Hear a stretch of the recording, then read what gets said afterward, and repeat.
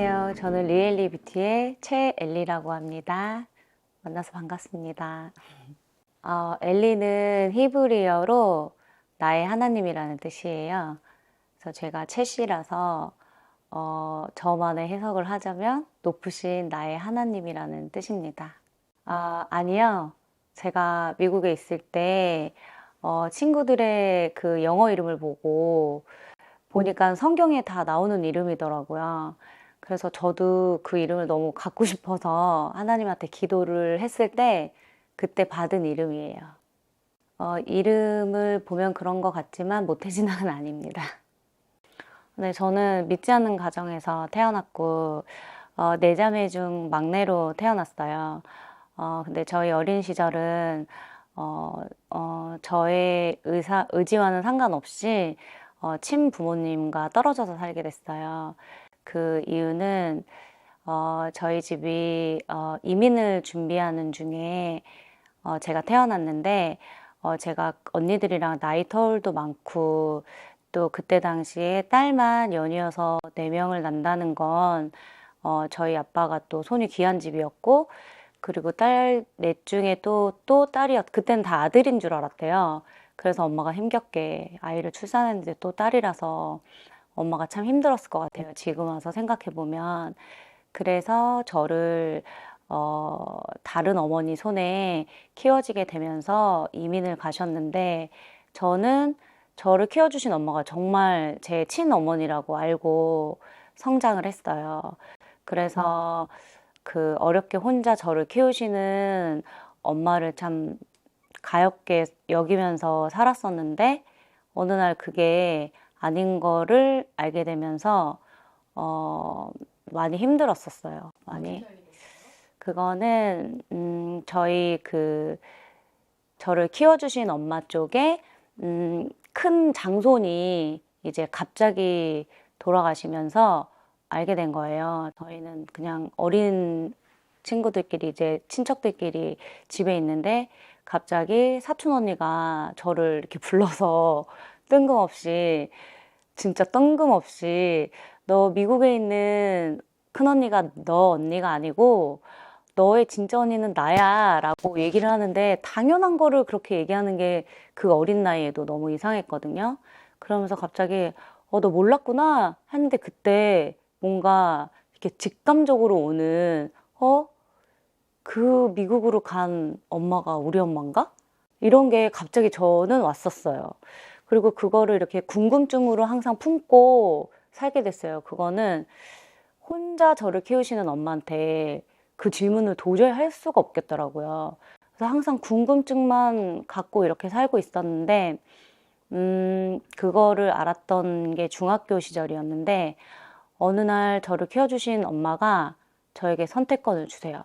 너 미국 가서 살을래? 갑자기 이렇게 물어보시는데, 전 알았어요. 아, 미국에 있는 엄마, 아빠가 나를 부르는구나.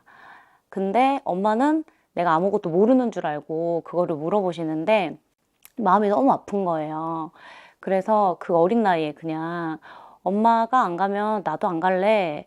엄마가 안 가는데 내가 혼자 미국을 왜 가? 그냥 이러고 이제 일이 마무리가 됐는데 제가 비하인드 스토리를 보면 제가 좀 감당하기 힘든 얘기였어요.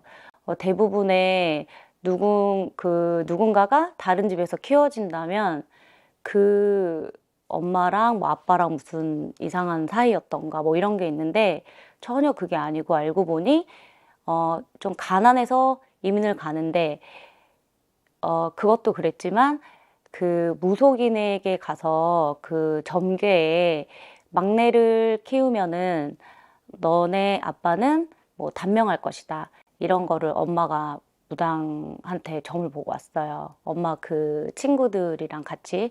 근데 결국은 그 데려갔던 그 친구들의 중에 한 분한테 제가 키워진 거거든요.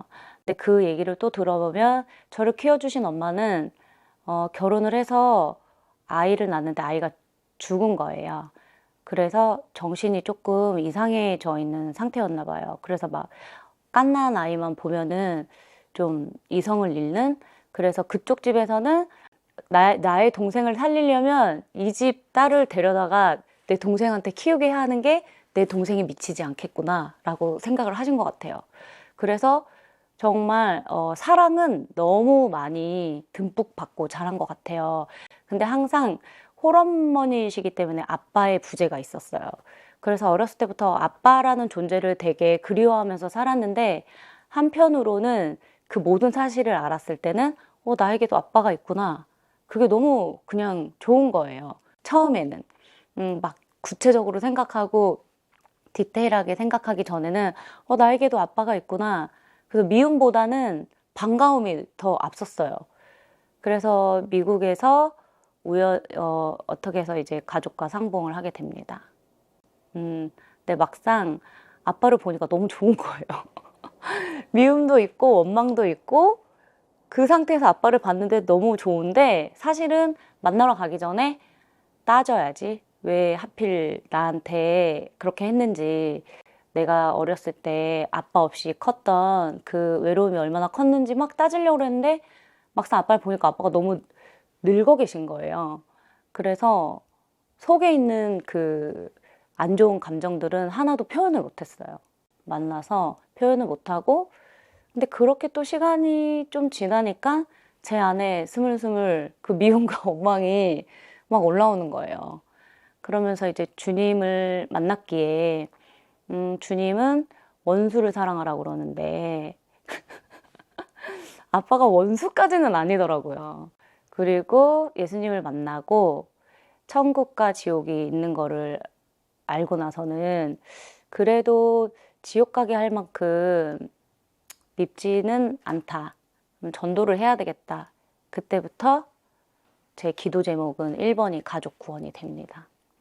그러면서 이제 기도가 쌓이고 쌓이고 쌓이면서 하지만 그 쉽지는 않았어요. 그리고 언제부터 교회 다녔어요? 20대 한 말 정도 다니던 회사도 가는 곳마다 다 크리스찬 CEO를 만났고, 그리고 주변에 저 빼놓고는 다 교회를 다녔던 것 같아요. 근데 교회를 다닐 생각은 없었어요. 한국에서 신앙생활을 한 적이 없었기 때문에 교회는 좀 낯설고, 어렴풋이 어렸을 때 한 번 가본 기억밖에는 없었어요. 그런데 그 회사에서 그 사장님이 너무 신실하신 사장님을 만나가지고, 거기서 저희 회사 직원들끼리 월십팀을 만들게 돼요. 월십팀을 만들게 되는데, 제가 사장님 저는 뭐예요? 그랬더니 너는 그냥 찬양하면 돼. 그러셔서 그냥 찬양을 잘 모르지만 그 음률이 쉽기 때문에 금방 따라는 할 수 있었어요. 그래서 어느 날 12시간 릴레이 찬양 집회를 저희 회사가 참여하게 돼서 어느 교회에 가서 연습을 하게 됐어요. 근데 그때 주님이 처음으로 찾아오신 게, 저는 찬양으로 주님이 저를 찾아오셨거든요.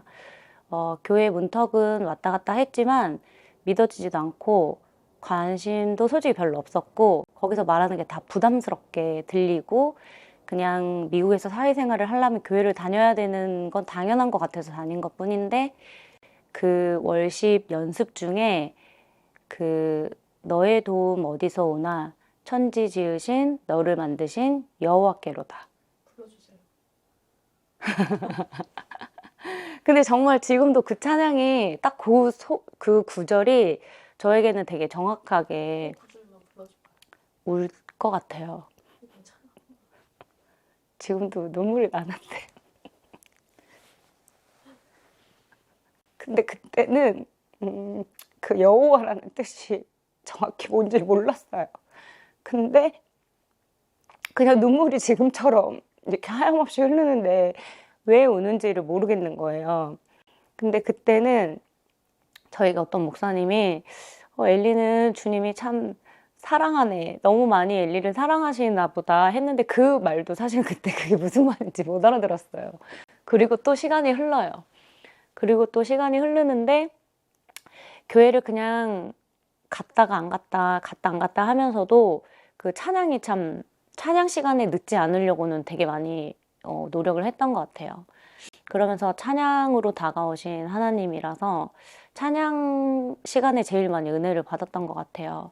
그리고 저희 LA 주님의 영광교회에서는 그 글로리 캠프라고 매년 열리는 성령 캠프가 있어요. 거기서 3박 4일 그 캠프 기간 때 주님 살아계신 하나님을 처음으로 만나게 돼요. 그거는 방언 받을 때인데 많은 사람들이 방언을 못 타서 일렬로 이렇게 줄을 서 있는데 그 줄에 서 있는 제가 너무 자존심이 상하는 거예요. 이상하게 자존심이 상하는데 목사님이 말씀하세요. 자기가 가까이 와서 머리에 손을 얹고 따라라고 하지 않아도 스스로 혀가 말리는 사람은 앉아서 기도하면 된다. 근데 그 말이 귀에 진짜 쏙 들리는 거예요. 그래서 하나님, 저는 그럼 이왕 주실 거 스페셜하게 주세요. 목사님이 와서 머리에 손을 얹기 전에 제게 방언을 주세요. 라고 소리를 지르면서 기도를 했어요. 그리고 저희 목사님은 한국 사람들이 체면을 생각하느니라고 기도를 열심히 못한다며 눈을 다 감으라고 말씀하셨거든요. 그래서 저도 눈을 감으니까 주변 사람들이 안 보여서 그렇게 했을지도 모르는 것 같아요. 그래서 진짜 크게 소리를 지르는 그 순간에 제 혀가 말렸어요. 그리고 너무 깜짝 놀란 거예요. 진짜 내 소리를 옆에서 듣고 계시다가 내가 얘기한 대로 해주신 것 같아서. 근데 제가 그때 약속을 했어요, 하나님한테. 저 그렇게 스페셜하게 방언을 주신다면 제가 올인해서 하나님을 믿을게요. 그리고 앉아서 기도를 하는데 눈에서 수도꼭지가 이렇게 틀어진 것처럼 이렇게 흐르는 눈물이 아니고 쏟아지는 눈물을 태어나서 처음으로 흘렸던 것 같아요. 그러면서 한편으로는 너무 무서운 거예요. 아, 하나님이 진짜 살아계시는구나. 그동안 나를 다 보셨겠네. 근데 갑자기 너무 미안한 거예요. 하나님은 나를 지금까지 보고 계셨고 알고 계신데 나는 그분을 몰라서 이렇게 헤매고 산 인생이 너무 그냥 미안하다는 느낌밖에 없었어요. 그래서 잘못했다고 얼마나 그냥 빌었는지 몰라요. 그러면서 이제 방언을 받으면서 제게는 진짜 살아계시는구나. 하나님이라는 존재가 그 사람들이 말로만 뭐 나의 하나님 하는데 그 하나님도 정말 나의 하나님인 게 맞구나 라고 생각하면서 신앙생활이 그때부터 불이 붙은 것 같아요.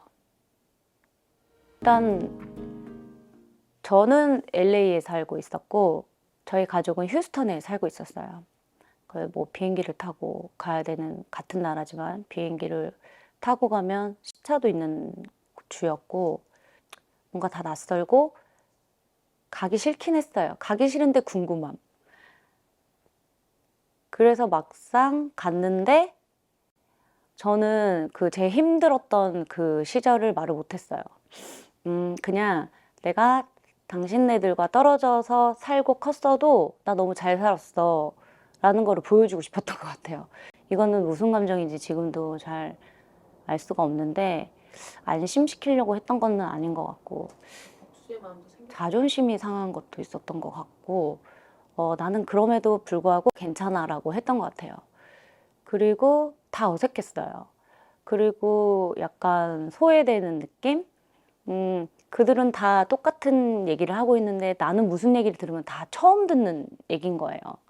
가족이라 하지만 가족 구성 안에 좀 들어갈 수 없는 그 저 혼자만의 느낌일 수도 있겠지만 그런 것 때문에 좀 어색함이 굉장히 컸어요. 그리고 용서하지 못하는 마음이 아직 내 안에 있으니 자연스럽지는 못했던 것 같아요. 그리고 이제 다시 LA 돌아와서 기도를 하면서 그 살아계신 하나님을 만났기 때문에 그 원수를 용서하라는 그 말이 왜 이렇게 제게는 크게 다가왔는지 부모님이 원수 같았나 봐요. 그래서 근데 하지만 그 시간이 되게 오래 걸렸어요. 그래서 뭐 전인적 치유 수양회도 가고 뭐 별의별 걸 다 해본 것 같아요. 내 안에 있는 그 미움, 원망, 서름, 뭐 다시 되돌릴 수 없는 그 과거, 나의 의지와는 상관없이 일어났던 일들에 대한 그 원망들이 그렇게 금방 없어지진 않더라고요. 그래서 그 기도가, 하지만 하나님은 아시리라 믿어요. 저는 정말 많이 노력을 했어요. 이유는 그 말씀 때문이었고, 제가 하나님을 그렇게 사랑하는데 저희 육신의 부모를, 저를 버리고 떠났다고 해서 사랑하지 않으면 나는 하나님을 정말 온전히 사랑할 수 없는 그런 연결고리로 생각이 들었거든요. 그래서 부모님을 사랑하진 못해도 용서는 해야 되겠다 마음을 먹은 것 같아요. 그래서 용서하겠다, 용서하겠다 하면서도 생각을 하면 다시 화가 나고, 하지만 그거를 밖으로 표현은 못하고, 난 괜찮은 사람처럼 주변 사람한테도 그러고 친구들한테도 그렇게 오랫동안 좀 갇혀서 살았던 것 같아요. 나의 겉모습과 그 속마음이 다른 채로. 그래서 이제 제가 2014년에 한국으로 오면서 그때 또 한 번 하나님을 더 깊고 뜨겁게 만나는 시간을 갖게 됐어요. 그러고 나면서 제가 그 NCNM에 김미진 간사님이 하셨던 그 말씀이 너무 가슴에 와닿은 게, 부모님을 공경하는 그 모습을 보고 제가 그거라도 한번 따라해 볼까라고 생각을 했어요. 그래서 미진 간사님은 부모님께 그 어려운 과정 속에서도 그거를 티를 안 내고 용돈을 보내드렸다고 하더라고요. 근데 저는 그것까지는 못하고 대신에 문안 인사를 드려야 되겠다. 그래서 매일매일 아빠한테 전화를 했어요. 잘 주무셨냐? 뭐 밤새 별일은 없으셨냐? 하지만 그거는 억지로 한 거지 정말 궁금해서 한 거는 아니었어요. 근데 그거라도 한번 해볼까 해서 했는데 그 영향은 그게 정말 진짜가 됐어요. 아빠가 갑자기 너무 사랑스럽고 잘 주무셨는지 진짜 궁금하게 되고, 하지만 어색하지만 그걸 참고 하고, 아빠도 대답이 처음에는 둘 다 너무 어색했어요. 아빠는 그러셨을 것 같아요. 얘가 갑자기 왜 이러지?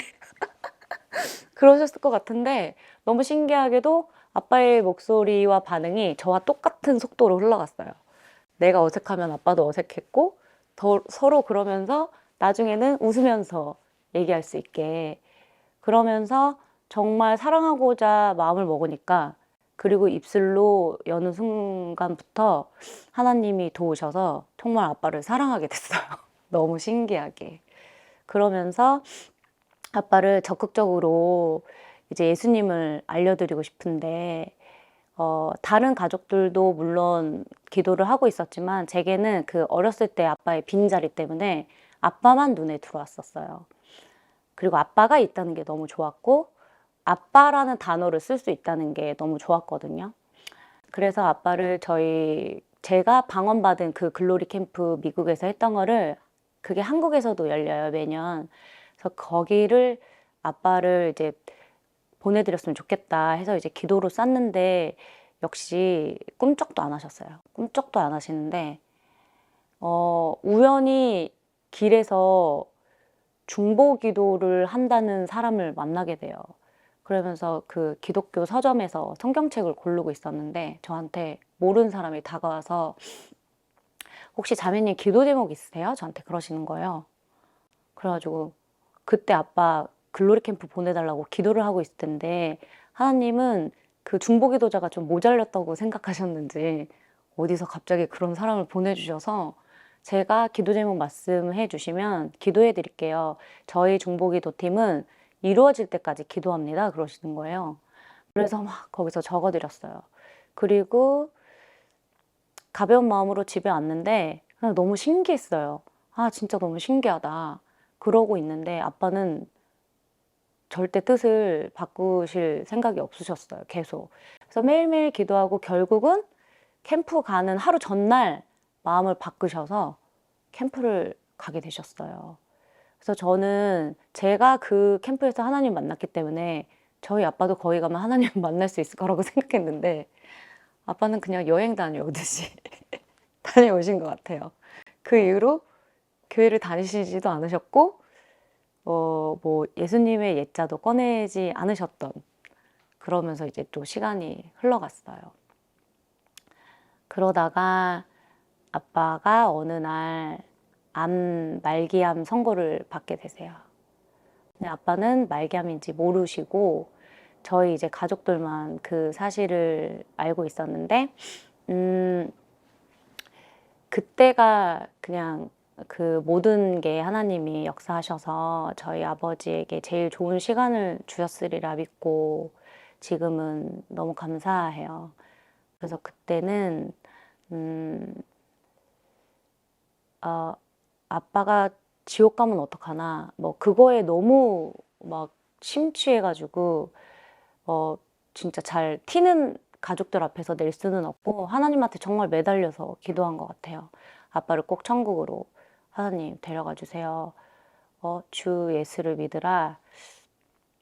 그럼 너와 내 집이 구원을 얻으리라고 말씀하신 그 약속을 제게 꼭 지켜달라고 그 말씀 붙잡고 정말 기도를 많이 했어요. 근데 결국은 그 말씀으로 하나님이 들어주셔서 너무 감사하고, 또 암 투병 내내 한 번도 고통을 호소하신 적이 없으셨어요.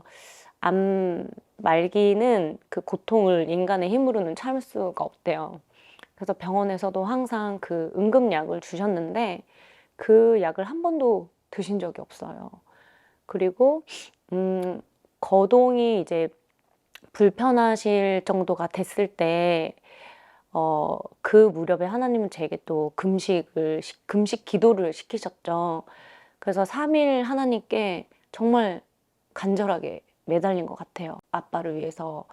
근데 그 금식 끝난 다음 날 아빠한테 이제 갔는데 TV를 이렇게 누워서 리모컨도 못 만지시는데 보고 계시는 거예요. 근데 그때 무슨 세상 뉴스가 나오고 있었는데 갑자기 제 안에 드는 생각이, 아니 이때야말로 아빠가 리모컨을 마음대로 못 움직이는데 기독교 방송을 듣게 해야지 하고 엄마를 좀 나무라고 기독교 방송을 딱 트는 순간 브라이언 박 목사님의 그 프로그램이 나오고 있었어요. 항상 그 라이브로 하는 그 방송을 보기만 했지 제가 그 방송에 저희 아빠가 기도를 받게 될 줄은 정말 한 번도 상상을 한 적이 없는데, 너무 그 절묘한 타이밍이라서 그 밑에 나오는 전화번호를 보고 제가 전화를 한 거예요. 그런데 몇만 명이 기다리고 있다고, 제가 아무리 저희 아버지가 구원에 확신이 없으세요. 근데 지금 이제 거동도 못 하시고 누워 계세요라고 말씀을 드리는데도 지금 몇만 명이 기다리고 있어요. 그래서 그럼 저희 아빠는 언제 기도를 받나요? 그랬더니 몇만 명이 기다리고 계십니다. 이렇게만 말씀하시는데 그 말이 무슨 말인지도 못 알아듣고, 그래서 저 기도해 주셔야 돼요. 기도해 주셔야 돼요. 막 이러니까 잠시 회의를 하시겠다며 전화를 끊으셨는데 한 2분 만에 연락이 바로 왔어요. 기도를 해주시겠다고. 근데 아빠는 그때 혼자 스스로 화장실도 못 가실 때고 앉아서 계시기 힘드실 텐데 아빠한테 뭐라고 그러겠지라고, 아빠가 뭐라 그러면 어떡하지? 뭐 이런 마음이 있었었지만 그래도 아빠한테, 아빠 저 목사님이 아빠 기도를 해주신대. 아빠 이 기도 좀 한번 받아볼래? 했더니 바로 받겠다고 그러시는 거예요. 그래서 부축을 해드렸는데 갑자기 진짜 아빠가 무슨 힘이 이렇게 딱 생긴 것처럼 소파에 이렇게 딱 앉으셨어요. 딱 앉으시고 그 목사님이 그 말씀하시는 대로 따라해서 그때 영접 기도를 받게 돼요. 네, 아버님 몸이 편찮으시지만 그 편찮은 가운데서도 우리 하나님을 아버지로 영접하고 예수님을 믿어서 구원받기를 원해서 따님이 전화 주셨거든요. 예, 아버님 예수님 잘 아세요? 알게요. 네, 예수님이 혹시 아버님을 위해서 십자가에 피 흘려 돌아가셨다는 것도 들으셨어요? 네. 네, 그 예수님께서 아버님의 죄를 대신해서 십자가에 못 박혀 죽으셨거든요. 그래서 그 예수님을 내 삶의 구주로 영접하시면 아버님이 하나님 아들 되시고요. 네. 천국의 백성이 되시는 거고요. 또 이 세상의 삶뿐만 아니라 영원한 삶을 선물로 받게 되시는 거예요. 지금 아버님 몸 아프시잖아요. 힘드시잖아요. 오늘 예수님 영접하시면, 예수님 믿으시면 아버님 마음에 평안이 오실 거예요. 이 땅에서 살지만 천국이 우리 아버님 마음에 임하게 될 거예요. 아버님, 그러면 오늘 저와 함께 믿음으로 예수님을 나의 구주로 영접해 보시겠어요? 아멘. 그리고 그 전화를 무사히 마치시고 며칠 후에 바로 호스피스 병동으로 옮기게 되셨어요. 그리고 저는 그래도 근데 뭔가 막 불안한 거예요. 그냥 따라하라고 해서 따라한 건가, 정말 아빠 안에 예수님이 계신 건가, 너무 불안하지만 내색을 또 할 수가 없었어요. 오로지 하나님한테만 기도할 수밖에 없었어요. 도와달라고. 그래서 저희 교회 담임 목사님이 오시기 전 일이었는데, 저희 담임 목사님께는 분명히 아빠는 구원에 확신이 없으세요. 목사님, 그래서 빨리 와주셔야 돼요 했는데 너무 시간이 좀 바쁘셔서 오래 걸리셨는데, 그리고 담임 목사님께서는 구원에 확신이 없다고 저는 분명히 전해드렸기 때문에 오시면 또 영접 기도를 해주실 줄 알았어요. 근데 들어오시자마자 저희 아빠의 손을 이렇게 잡으시고 예수님 믿으시죠? 하는데 아빠가 예 대답하시는 거예요. 그래서 그때 진짜 너무 깜짝 놀란 거예요. 그래서 목사님은 영접 기도를 해주신 게 아니고 그냥 축복 기도를 해주시고, 저희 또 미국에서 온 큰형부한테도 안수 기도 해주시고 또 조카들한테도 기도를 해주시고 가셨어요.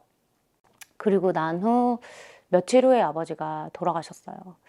그래서 천국 갔을 거라고 너무 확신이 들어서 그 장례식 내내 저는 한 번도 울지를 않았어요. 울질 않고 웃지도 못했어요. 근데 너무 이상하게 보일까 봐. 그래서 혼자 있을 때는 막 웃고, 뭐 막 문상이 올 때는 이렇게 무표정하게, 이렇게 믿는 친구들이 오면 또 막 웃고, 그렇게 기쁜 장례식을 치렀던 것 같아요. 그리고 그 이후로 저희 가족에게 좀 많은 일들이 일어났어요. 결국은 그 일을 통해서 또 저가 부모님과 떨어져 사는 그 시간에 제가 만난 주님을 증거를 할 수 있는 방법이 없었는데, 그냥 그렇게 보여줌으로써 엘리가 믿는 하나님을 궁금해하지 않았을까? 그러면서 큰언니는 신앙이 더 불타고 커지고, 작은 언니는 이제 교회에 출석을 하기 시작하게 됐고, 그리고 저희 자매들끼리 만나면 하나님 얘기를 할 수 있게 된 어느 날 보니 저희가 셋이서 하나님 얘기를 똑같이 하고 있더라고요. 그게 되게 기적적인 일이거든요. 너무 감사하고, 이제는 바로 위에 셋째 언니는 아직 교회를 출석하지 않는데, 그 언니는 너무 빨리 전도가 될 것 같아요. 왜 이제는 3명이 믿고 자기만 안 믿으니까 자기가 차례가 되는 걸 이제 자연스럽게 받아들이지 않을까.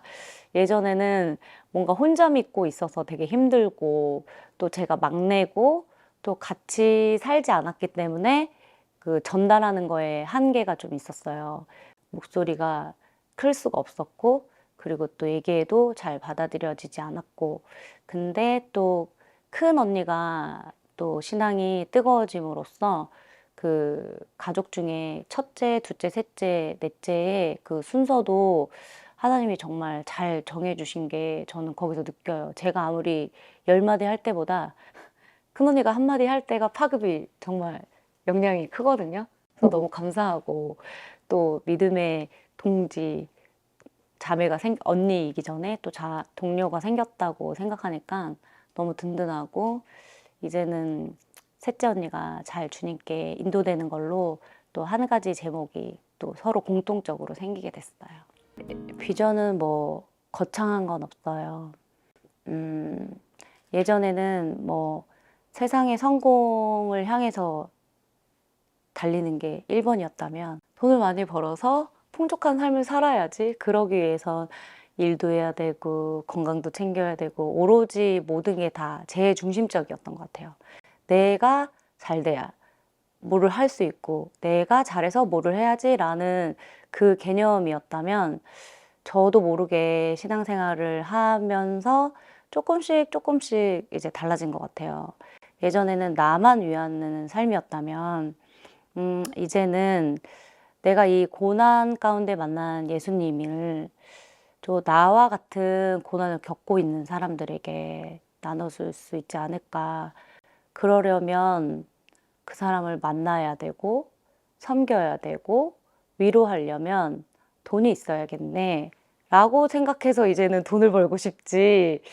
돈을 벌어서 내 거를 뭘 하려고 하는 그 방향은 완전 달라진 것 같아요.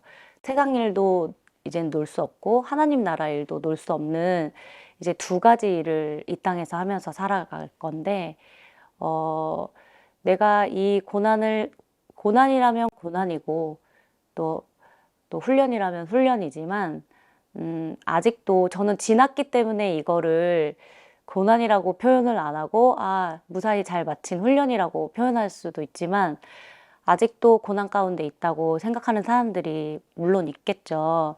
그때 저도 아쉬웠던 부분은, 제가 입으로 내뱉지 않았기 때문에 내가 그렇게 사는지 몰랐던 사람들도 있었고, 또 입으로 내뱉을 때 나와 비슷한 사람을 만나본 적이 없었어요.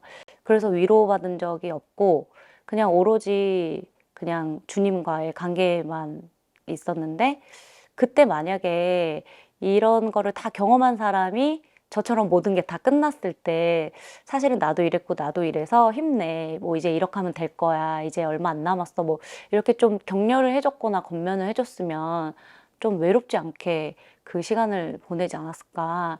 그래서 저는 저와 비슷하거나 뭐 저와 같은 고난 속에 있는 사람들에게 제가 만난 하나님을 이제 미리 이렇게 해피엔딩이라는 거를 얘기해 주면서 섬기는 삶을 살아가는 게 이제 제 비전입니다. 이 찬양은 하나님을 처음 만났을 때 그 만난 찬양이기도 하고, 가끔 이제 그때 생각나면은 되게 감사한 찬양으로 오는 찬양이거든요. 광야는 왜 나를 깊은 어둠 속에 홀로 두셨는지에서 벌써 왔던 찬양이에요. 제가 꼭 깊은 어둠 속에 혼자 있었던 듯한 그런 느낌으로 어린 시절을 살았던 것 같아요. 그래서 그 찬양을 들을 때, 와, 이거 어떻게 내 마음이랑 이렇게 똑같지? 그리고 그 찬양의 마지막 가사는 광야를 지나며예요. 그래서 나는 광야를 지나고 있구나.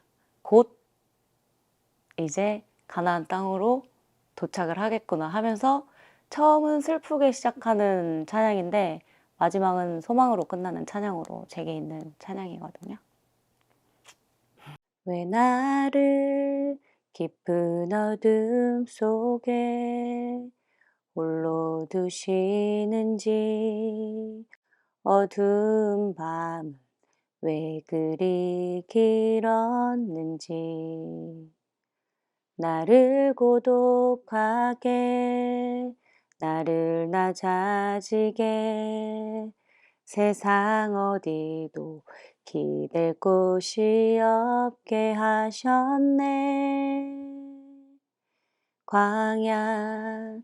광야에 서 있네.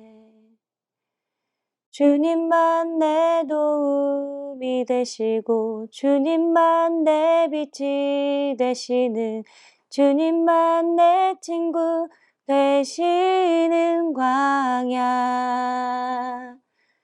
주님 손 놓고는 단 하루도 살 수 없는 곳, 광야에 서 있네.